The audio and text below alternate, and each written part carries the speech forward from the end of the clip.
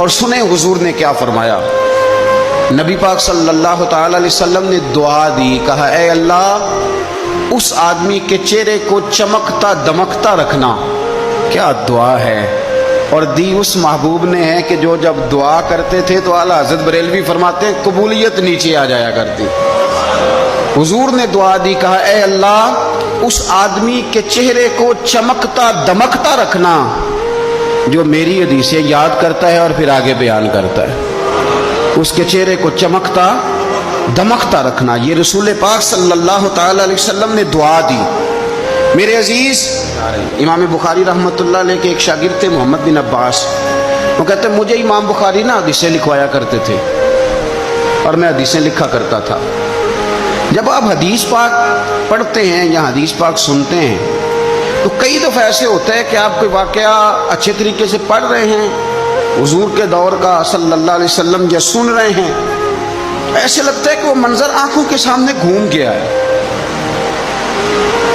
تو امام بخاری رحمۃ اللہ تعالی علیہ اپنے شاگرد کو حدیثیں لکھوا رہے تھے تو ایک خاص حدیث پاک کے لحاظ سے آپ نے فلسفہ بیان کیا۔ انہیں چونکہ حدیث پاک کے مشن سے پیار بڑا تھا امام بخاری کو، فرماتے ہیں 500 دینار میری ماہانہ آمدن ہے، میں ساری نبی پاک کے دین کے طالب علموں پہ خرچ کر دیتا ہوں۔ یہ مشن سے پیار ہے۔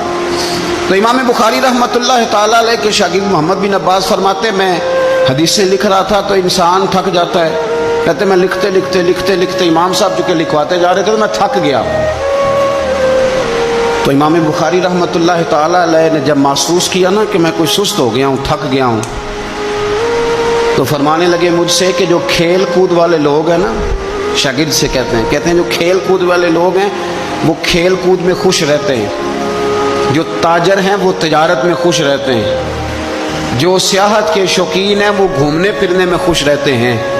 فرمایا تو کتنا خوش نصیب ہے کہ جب سے تو بیٹھا ہے یا نبی پاک علیہ السلام کے ساتھ بیٹھا ہوا ہے یا حضور کے صحابہ کے ساتھ بیٹھا ہوا ہے۔